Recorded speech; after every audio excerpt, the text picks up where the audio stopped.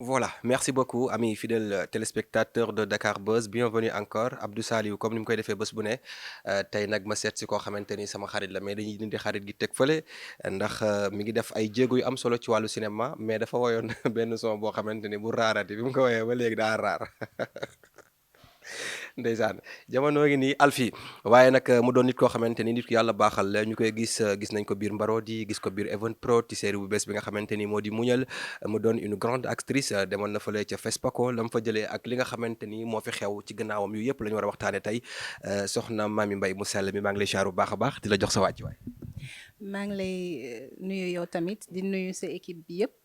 di nuyu ñi leen di seetaan ñëpp di nuyu tamit ñi di suivre Mamy di leen nuyu te di leen gërëm voilà. nga demoon Fespaco ñibbisi nga bokkoon ci ñi nga xamante ni dañ leen a nominé ci benn film bu tuddoon Dent pour Dent tey cinéma est-ce que yéen a ngi ci gis seen bopp bu fekkee ne tey Sénégal gis nañ ñu bëree bëri ñi ngi leen di nominé ci ay film wala ci ñi ngi leen di nominé en dehors du Sénégal. waaw loolu sant yàlla la parce que boo demee ba nit jóge ci réewam ñëw wóolu la dugal la ci projet wam donc ça veut dire que xëy na gis nañu li ngay liggéey as tuut ci sa dëkk et puis ñu bëgg la boole ci ñoom li ñuy def donc loolu déjà c'est un premier pas mu neex ci xol ensuite waxatuma laak nag film boo xamante ni Dent pour Dent génnaguloon sax biñ koy sélectionné au FESPACO donc mu gën a neexati rek parce que ça veut dire que peut-être ñi ko visualiser neex na leen ba ñu xalaat ni que lii war na mën a neex public bi donc moom la ñu dem représenter au FESPACO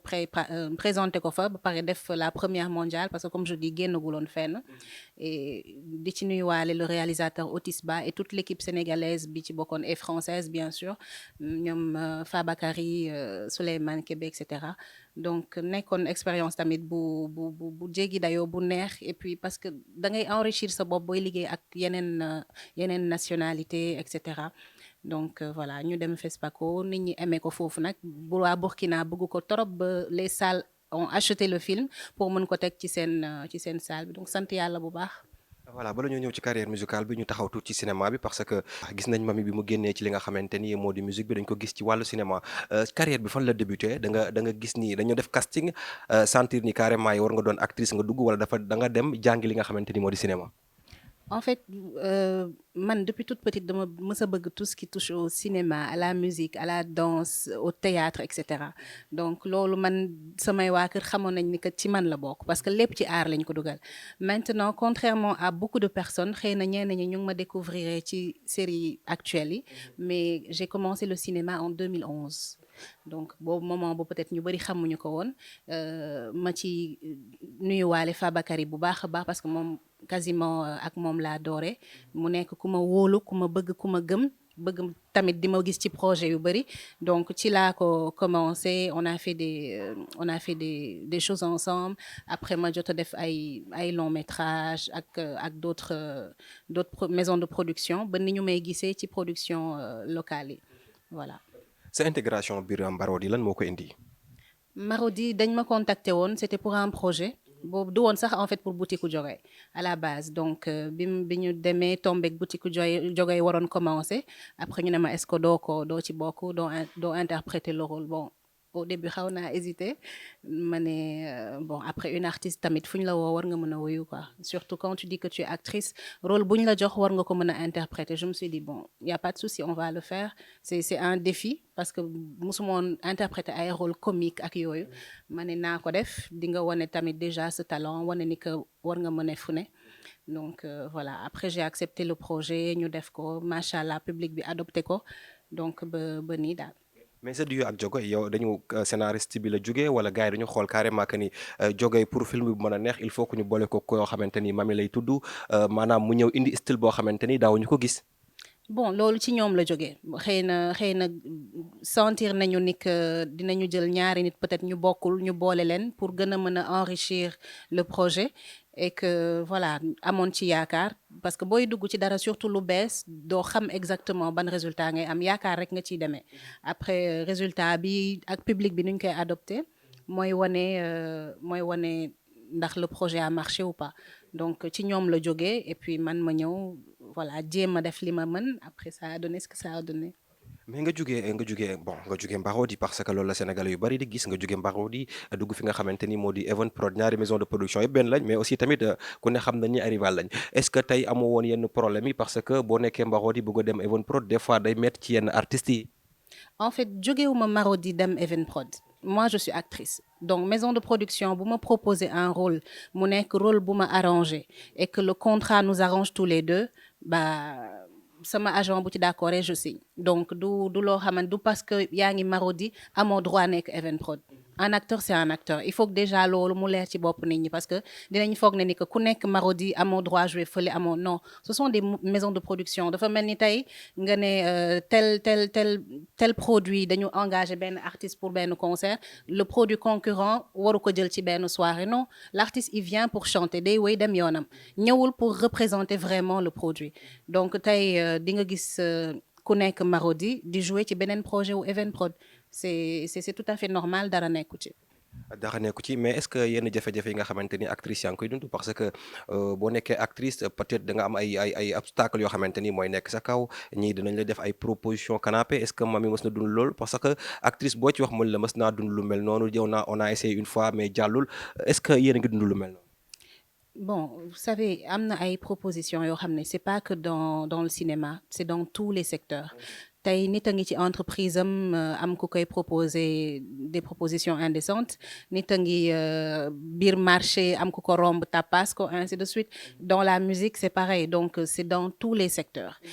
Et ñëpp a koy je me dis presque ñëpp a koy dund en fait. Loolu on dirait que mënuñu ci mucc malheureusement ñu ngi ci jamono boo xam ne bu gën a doy waar la boo xamante ni xëy na am na ñoo xam ne xaalis jaral na leen lu ne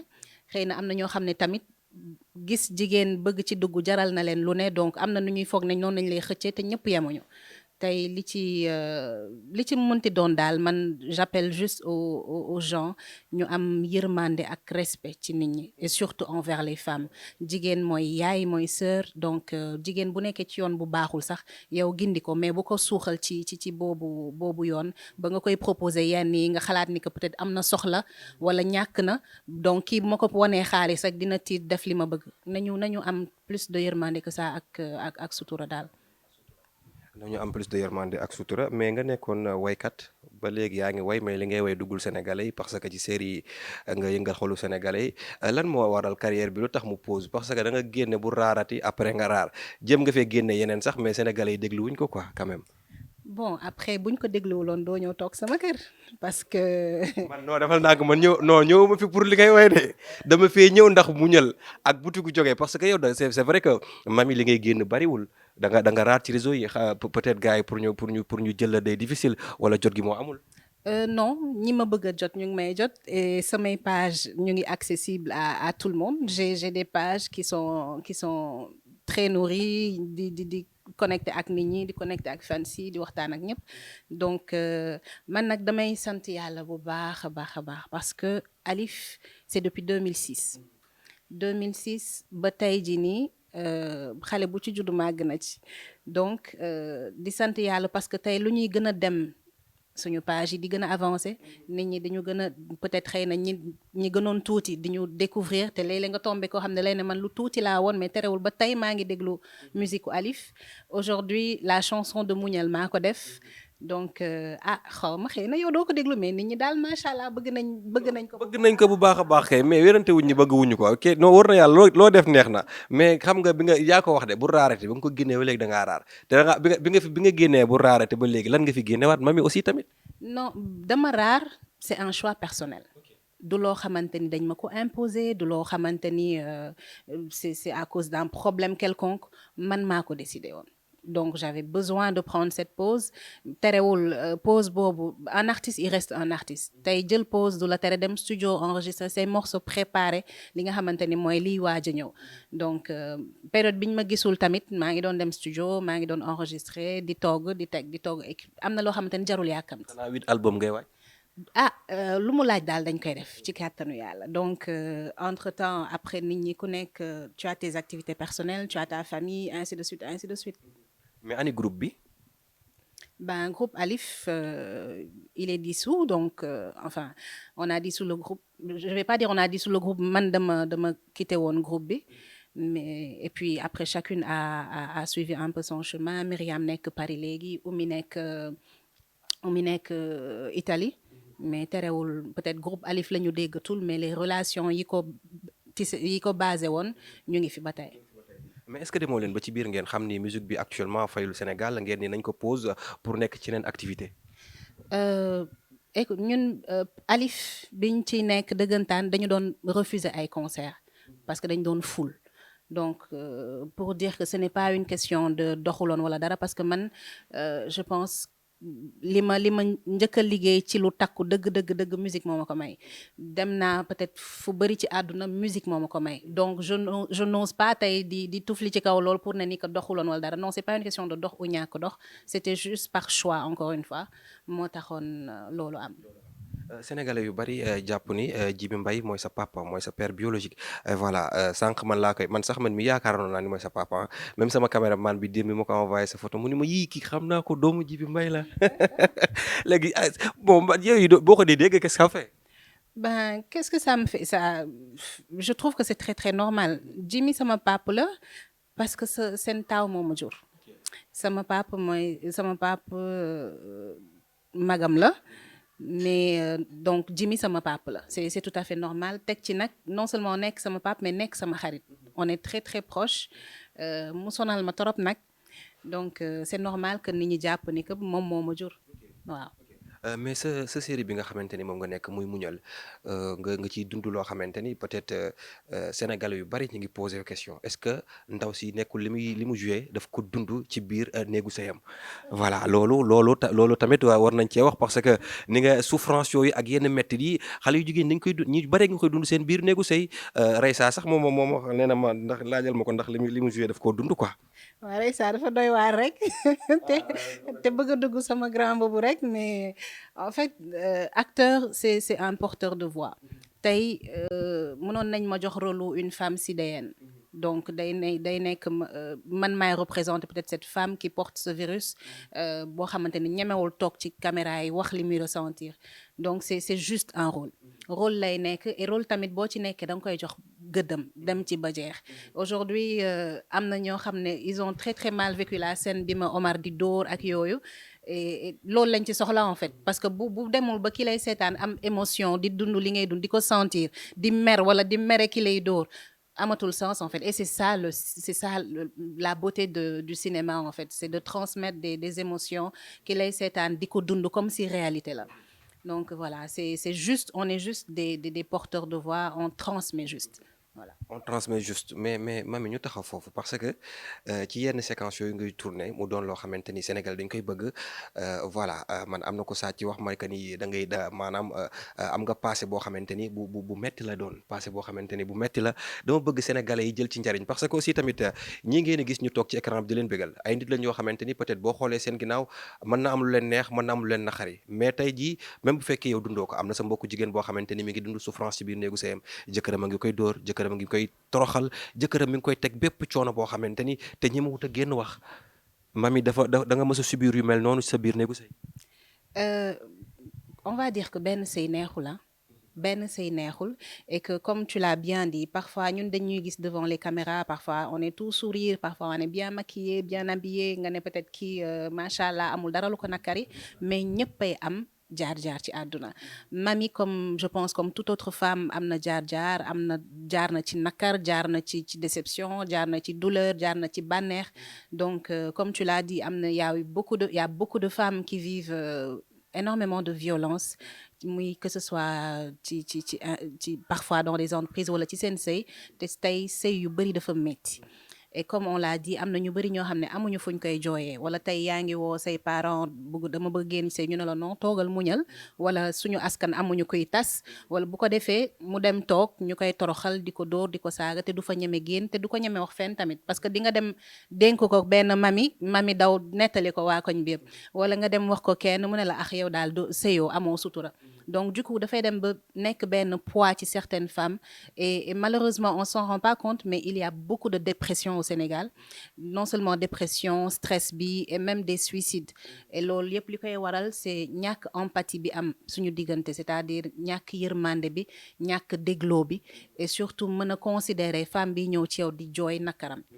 bëri na et surtout ci muñal ñi ñu woo dafa bëri c'est-à-dire nit moo lay wone dafa mel ni man ngeen di waxal wala sama biir kër ngeen nekk. mais ci biir muñal bi sax am na ci man am na ci ñoo xamante ni nee nañ li nga joué yow da nga kaa dund ci sa biir néegu sëy. ah yëguma ko nag yëguma ko. mami xoolal mami barke Modou Djili Fall da waxtaan bu ko du waxtaan doo ko yàqu de dégg naa non. En fait donc tu peux pas me poser une question nga bëgg ma tontu la yow li nga bëgg man yëguma loolu. ah franchement cette scène enfin wala scène yi ma fay dund après tey je pense que bu ma ko dundoon sax du ma toog devant la caméra di ci wax quand même doo ma dugal nag doo ma dugal. lan nga dund ci biir mariage loo xamante ni lu la neex la ak loo xamante ni peut-être lu la metti la. Bon. Mariage en tant que tel dafa neex parce que da ngay nekk ak ki nga bëgg di ngeen partager de bons moments di ngeen am njaboot di ngeen man je suis une personne très romantique man dama bëgg romance man bëgg romantisme xam nga donc voilà tout ce qui touche à ça ci waxtaan ci kaf ci foore man je suis du genre voilà teg sama casquette artiste fële di tëb di daal sama kër la sandi ludo yeeg carte yi fii et tout man loolu laa xam ambiance laa xam kaf foore loolu laa xam feccal samay waa kër tooñ fii taasu lépp bàyyiwuma dara donc loolu moi c'est genre d'ambiance pour man loolu mooy njaboot parce que da nga war a fi ngay jógee yàkkamti ñëw sa kër yàkkamti gis sa njaboot et après dans tout couple il y a des problèmes dans tous les couples il y a des problèmes parfois malheureusement on a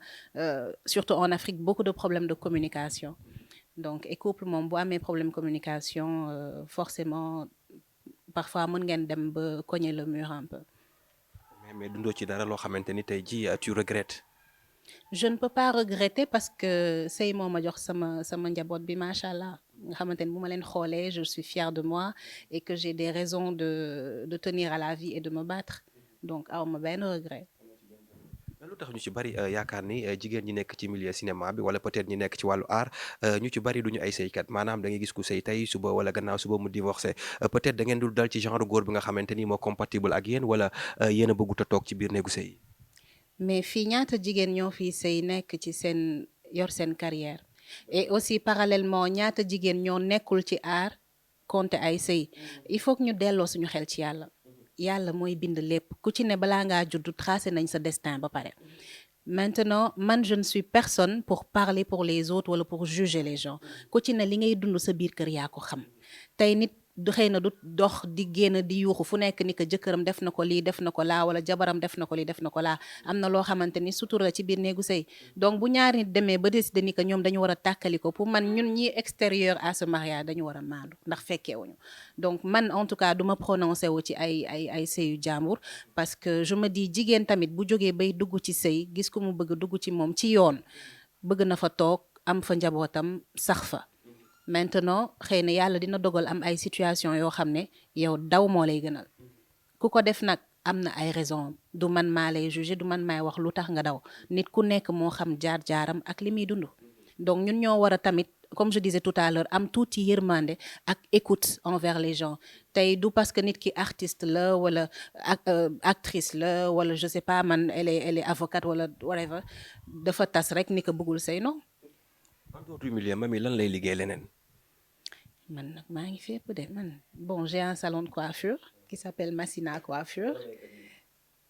non tey dama xaw a fomp man maa fomp dama jóg rek fomp ni fomp bu sew. mais mami tamit Reysa de lii moom ma koy laaj loo xanaa ma jéem ko ma. non moom fi mu toll nii moom la xoolal lépp moom la nee na ma laajal ma ko ani monsieur.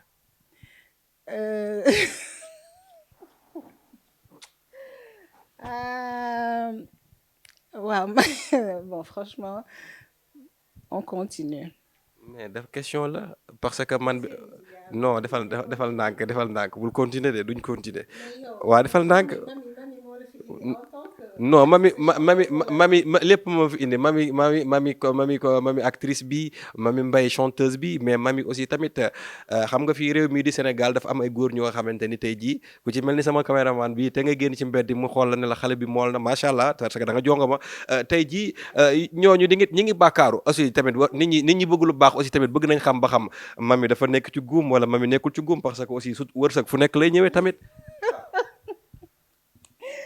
mani nga bàyyi sa question boobu ñu jàll ci leneen te nga bàyyi ay question Raissa parce que Raissa du laajte lu baax nañ jàll ci leneen. mami ana monsieur. ay waay sant yàlla sant yàlla bu baax. mami bëgguma wax de te ngaa wax. non xam nga dafa doon loo xamante ni peut-être yow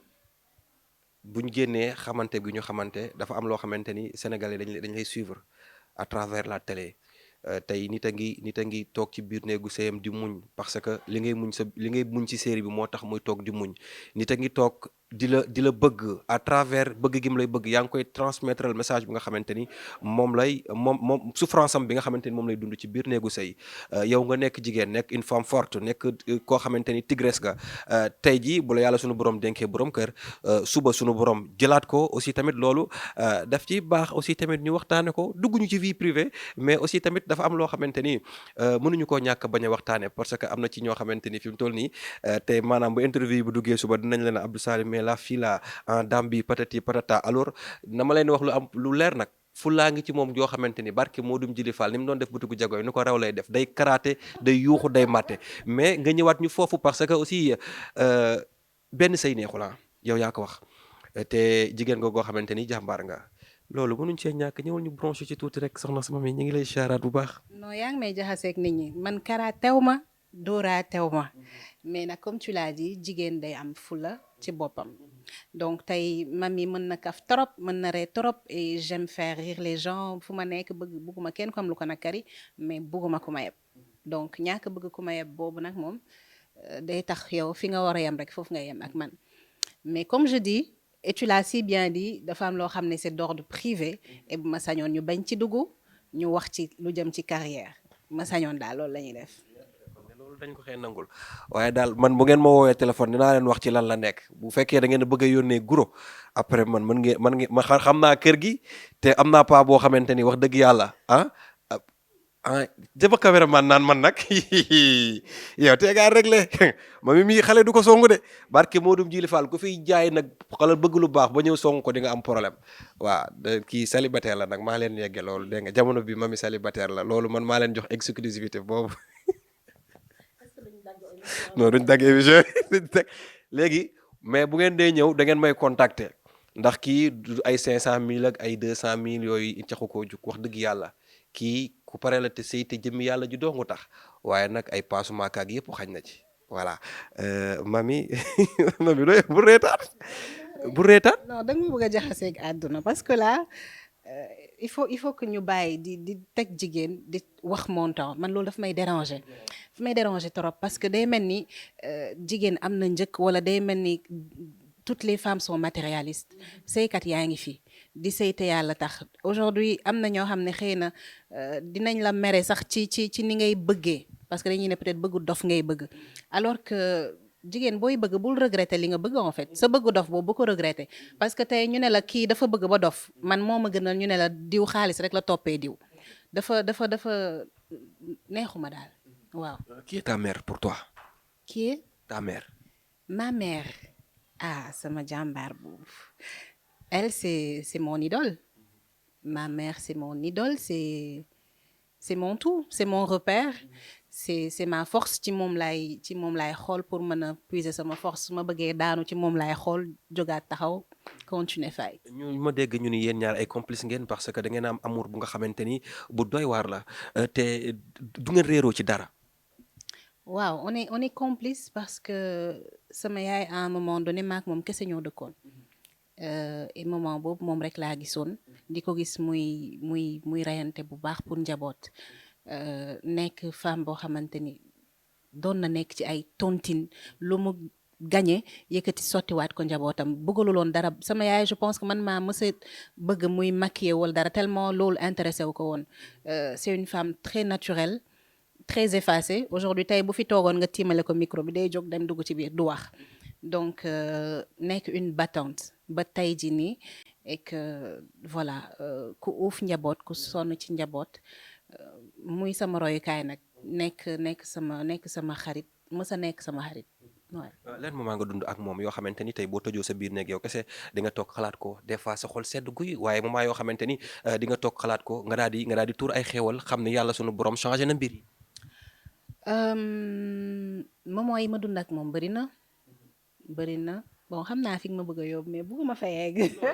c'est que man xam nga la mooy problème bi tey man xanaa nit ñi dañoo jox sama CV gars yi tamit ne lii yombatu lii metti na de. non xam nga non man bëgguma xalal barki yàlla bëgguma laa yóbbu foofu xam nga tey on voit ndaw ñu ci bari dañ leen def ay référence te yéen référence gi ngeen doon référence yàlla suñu borom moo leen ko def mais ndaw ñu dañuy gis des fois ñoo xam ne dañuy toog ci réseaux sociaux yi di saaga seeni wayjur ñii di leen ñàkkal kersa ñii respecté wuñ leen maanaam doye bi nga xamante ni foofu la ñu war a teg seen wayjur yi amu fa te yéen bu c'est le moment où jamais bu ñu toogee ak yéen ñu waxtaan ak yéen ngeen mën a indiwaat ndaw ñi daf ciy baax moment yi nga xamante ni dund nga ak moom mu doon moment yoo xamante ni moment yu neex la Sénégal yi xam ko moment yi nga xamante ni da ngay toog sa biir nekk des fois nga tëju nga jooy nga xam ni yàlla sunu borom changé na lépp il faut que Sénégal yi xam ko parce que yéen tamit yéen a ñu fi nekkal. waaw xam nga jaar-jaar dafa am solo ci nit man dama fekkee sama jaar-jaaru yaay ci benn période quand je dis benn période mooy peut-être bi ma xàmmee amoon nag ay moments yu difficile yu ñu jaar ma nag moom yu metti yoo xam ne gisuñu kenn donc léeg-léeg mu neex léeg-léeg mu nakkari ba parfois xam nga ngeen xoolante mu leen que tey moom affaire yi day cool ci kër gi mais moment yooyu la ñuy gën a jàppante c'est-à-dire du moment boo xamante ne da ngay toog woon sa yaay ni que mais lan moo tax tey neexul wala dama soxla li man je ne me rappelle pas fi ma mësee toog ne sama yaay may ma def lii wala même ma jënd lii dama ko réyoon en fait parce que pour man maa war a góorgóorlu jox ko du coup parfois je me rappelle que dama daan defar sama ay crème yu neex yóbbu classe jaay donc bu ma jaayee lu ma ci am faj ci sama soxla et cela ne m'empêchait pas dama doon jàng bu baax donc du coup moo taxoon sax xëy na yenn prof yi doon ma permettre yenn yi parce que mës naa toog en classe ci suuf laa doon jaarale crème yi xam nga léeg-léeg kii mami jox ma benn ma sandi benn un jour suñu benn prof ne mais qu'est-ce qui se passe ici en fait c'est quoi ça ñu ne leen c'est mamie de celle qui est en train de vendre des crèmes mu ne crème dans ma classe mais toi est-ce que ça va ma ne ko mais madame damay kii nii rek yow tamit doda ma ne ko neex na de est-ce que doo essayer balaa ngay kaas arrêtel fii xaw ma ne on apprend ma ne ko mais essayel prof bi jël essayer après tu m'en gardes 2 nga dencal ma 2 ak yéen a xaw ma ne mais après je sais que xamoon nañ ni que déjà du moon élève bu doon semer la zizanie wala boo xamante ne daawul jàng donc xëy na ils se disent peut-être kuy jéem a jaay jàmbaar tuuti la donc nañ ko may tuuti mu xuus quoi et du coup léeg-léeg nga xëy gis sa yaay débrouillé wu sonn telli ñëw xam nga mu leer ni que tey marché neexul xam nga tey mère bi yorul mais yow daf lay métti parce que peut-être ci jàng nga toll et parallèlement peut-être ngay gis yenn tentation yi mais boo xoolee yar bi mu def ci yow nga ne non xëy na métti na mais naa góorgóorlu ba mënal sama bopp parce que jarul tamit may dugg ci loo xam ne après da ciy rus wala di ko regretter du coup toujours li ma doon reyante c'était de la rendre fière et je me rappelle aussi bi may nekk Oscar des vacances benn femme nee na ko waa yow da ngay bàyyi sa doom di fecc te mu nekk école et tout mu ne leen maa ko yar te xam naa yan valeur laa def ci moom donc bi may def sama bac bi ñuy jël résultat yi ba annoncé sama tour en fait turam laa njëkk ko yuuxu jooy parce que je me suis dit fierté bi ma koy may nii en fait loolu laay sàkku toujours donc quand tu me dis am na ñoo xam ne dañuy toog di saaga seen parents je me dis que xëy na ñàkk xam àdduna la parce que waajur moom amul lu koy sut ci kaw suuf et que c'est pas pour rien que yàlla tey dañu woo yaay plusieurs fois dans le Coran c'est pas pour rien et que parfois du ñàkk waajur xëy na tooñ doom mais waajur rek lay doon cër bi nga ko war a jox ko ba mu mat sëk boo amee lu la nakari tëjul jooyal mais ñëwaatal jëlaat sa place doom respecté ko yem sa place doom et di def li la war ci moom. sa yéene ci moom. àdduna sama yaay bëgg naa ko yóbbu Rome ah bëgg naa ko dawalloo oto bi dàkk ci oto yi bëgg naa mu toog xolam di sedd di sant yàlla bu baax a baax a baax et je sais que ci kàttanu yàlla dinaa ko def xal waaye yéene naa ko lu ne daal te moom xam na ko. lan moo la gën a neex ci moom. jubam sama yaay du am bor man mère boobu daf ma xaw a jaaxal tamit tuuti parce que dañuy wax parfois yaru catholique non seulement yaru catholique mais sama yaay dafa cash ba parfois dañuy dem fenn ma koy wokk parce que en fait lu mu gis moom loolu lay wax moom boo ko waxee mu ne la non non non nit da ngay jub da ngay wax li am ma ne ko non parfois nga xam mu ne ma non non non yéenay def yooyu man xaw ma loolu je dis les choses telles qu'elles sont parce que loolu mooy dëgg sama yaay da ngay ñëw di jaay dara bu mënee bu ko soxlawul day yëkkati xaalis may la mais pour ay damay joxe lii pour temps après fin du mois elle te dit non du ma amel sama yaay man fàttalikoo ma fu mu amee bor alors que peut-être xëy na ñun mën nañ dugg ci lu ne jox ma saak bee jox ma lii elle est pas dedans donc jubam régler àddunaam am principe bu baax a baax a baax a baax li ma neex ci moom dafa bëri daal après booy wax day mel ni sax xëy na lim la jur moo tax mais ku ma naw la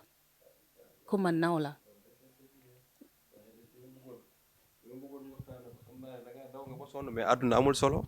yàlla bëri na sutura mais mami duñ la téye lu yàgg yan message ngay jox ndaw ñi nga xamante ni ñoo bëgg a mel ni yéen bëgg a dugg ci cinéma parce que milieu la boo xamante ni bon au Sénégal saturé na mais xale yi yaakaar nañ ni ñoom boo koy def il faut da ngay ñëw xëy suba rek dugg ci est-ce que tey jii am na école de formation yoo xamante ni xale yi mën cee dugg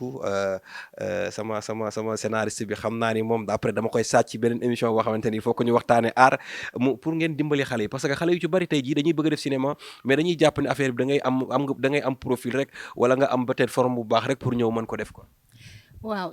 c'est vrai que il faut que ñu recadrer waat un peu les choses wax ni que muy musique muy cinéma boo ci bëggee dugg d'abord na nekk passion parce que dara xëyul rek neex ñun bi ñuy commencer la musique aux Parcelles Assainies dañoo buuxante ci car rapide yi ba kontaan di dàkke ji ci car rapide yi donc tey xëyuñu rek dawal oto wala xëy rek am dara dañu xooslu léeg-léeg nga xëy yoroo dërëm nga jóg dem defi sa stage dem defi sa liggéey wala dara wàcc dem école ñëw ñibbisi dem fanaan studio xëyaat teguwaat ci yoon bi ainsi de suite léeg-léeg ngeen di dem concert sax xaw a laam poche yi xaw a fëgg ñun waaye nañu uufante ci kaar bi donc c'est-à-dire xooslu nañ et on le faisait avec plaisir parce que dañ ko bëgg donc tey bul dugg ci cinéma wala ci musique parce que da nga bëgg feeñ da nga bëgg am ay opportunité wala da nga bëgg am xaalis wala parce que tu es jolie wala non boo ko defee rek da ngay réer parce que non seulement doo ko jox gëddam doo ko defee comme il se devra parce que lim lay laaj dina la laaj sacrifice yu bëri et que aussi parfois di nga xaw a influençable ndax tentation yi ci am dafa bëri donc nañu baax na d'avoir une formation d'écouter ñi la ci jiitu essayer d'approcher des gens yoo xam ne mën nañ la jàppale gën la jëmale kanam et tout ça ci kaw say principe bañ a wàcc say principe ak sa dignité et puis comme je dis toujours faire les choses avec passion. Okay. Faire les choses avec passion mais mami musique bi da nga koy arrêter wala da ngay continuer mën nañ xaar ay single après weeru koor gi wala album la ñuy xaar wala da ngay stand by pour continuer ci li nga xamante ni moo di cinéma. Bon musique bi man contrairement peut-être à ce que tu penses c'est la priorité donc xëy na la muñal moo waroon njëkk a génn mais nii ñu ngi jublu ci weeru koor donc dañuy bàyyi ba.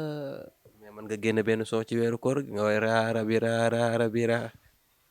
danga ma bëgg a jaxaseeg yàlla nag weeru koor bi kay moom na ku ne toog këram gën a concentré wu loo doon def ci lu baax ci sa diine nga multiplier ko. Parce que parfois tamit il faut savoir marquer une pause se concentrer sur l'essentiel parce que am na musique beeg cinéma bi c'est bien beau tout ça mais dafa am lu ko ëpp solo fuuf te ci loolu dañ ko war a jox gëddam donc dañ koy jox gëddam ba mu mat sëk mën a jéggalu et puis mën a gën ci jàng surtout et mën a gën a aussi jàngal njaboot bi mën leen préparer ñoom tamit pour ñuy xam luy koor comment jeûner ak yooyu yëpp donc dafa laaj concentration daal et surtout nag wax dëgg yàlla yëpp yàlla weesuwul toog ba weer koor naan yaa ngi génne ay clip loolu boobu fit aw ma ko donc voilà après tout ça daal incha allah dinañu xaar muñal ak yeneen bagages yu ñu jot a defar. yàlla baax na message pour les femmes et pour la jeunesse sénégalaise. Ben, de croire en vous. Ah, mesdames, croyez en vous. Vous êtes belles, vous êtes fortes. Am leen fulla ñun ñëpp nañu am fulla suñu bopp gëm suñu bopp mais surtout nañu jàppalante suñu biir góor ñi dañoo solidaire de dañuy jàppalante seen biir ñoom bu ñuy ànd di gérer ji sax dañuy solidaire da ngay woo benn ne ko ana diw sama jëkkër yéen a nekkoon dem mu ne la si non ñoo nekkoon dem fekk araam gisu ko donc kon Junior est-ce que xamu ci dara. Non, plus sérieusement nañu jàppalante parce que souvent on voit beaucoup plus de yenn yu sew yi entre femmes rafetul jekkule amul raison d'être. C'est pas pour rien qu'on parle de solidarité féminine women empowering women dañu war a dooleel suñuy moroomu jigéen tey sa morom bi di def tel business nga jàpp ci du la wàññi. Tey sa moroomu actrice def lu rafet man acteur bu ma gis man football bàyyuma kenn man ku ma gis ku def lu rafet je t'écris félicité la jàll ci leneen et pour man loolu mooy àdduna il faut savoir encourager féliciter lu rafet nit def loo xamante ni c'est bien nga encourager ko donc bu bien wul tamit bu ko yéene safaan wala nga koy wax lu ñaaw wala di yàq daram sur les réseaux nañu xoolaat jikko yi nañu rafetal et puis utiliser réseau yi pour le positif surtout donc voilà. Voilà merci beaucoup dégg ngeen kàddu yi nga xamante ni yëkkati na ko waxtaan bi yaakaar naa ni neex na leen lépp loo xamante ni dëng na ci ngeen xamante ni man mii la man mi nga xamante ni maay topp kaa man mi nga xamante ni réglé wu ma man mi nga xamante ni dama lay bëgg a topp ba ci miir wis bi waaye lépp rey saala rek waaye amul benn problème mami dina d'accord fi mu toll nii dina accepté yéen nag góor ñi seetaan li ma doon wax ay kii kese la. voilà bu leen indi guro bu leen indi tàndarma bu leen indi petit cola xam naa ne nag après dina am caméraman ma jéem a jël suuf naan ma waxal si tu es sérieux ou pas mais jigéen la tamit ku ko soxla tamit mën ngaa ñëw ma jox la numéro Junior maa ngi koy ziar bu baax a baax le grand scénariste Rachid Barham mon ami mon frère talibé Mame Baye Niass bi maa ngi koy ziar Pape Diop le grand chauffeur ak bëgg Cheikhul Khadim Omar talibé Serigne Babacar Sy Bakar rek dara maar aram loo Kumba Thiam bëgguma Penda ak Fatim Penda xar yàlla boobu coor man Abdou Saliou maa nekkoon ci kàddu gi talibé Serigne Saliou Mbacke bi borom njurul borom jàppandal borom dooka borom njëwaan ko ci ron xëy ga sangub Cheikh Béthio Thioune Baye Serigne Cheikh Saliou di leen ñaanal jàmm di ñaan réew mi yàlla na fi yàlla def jàmm ci barki Seydina Muhammad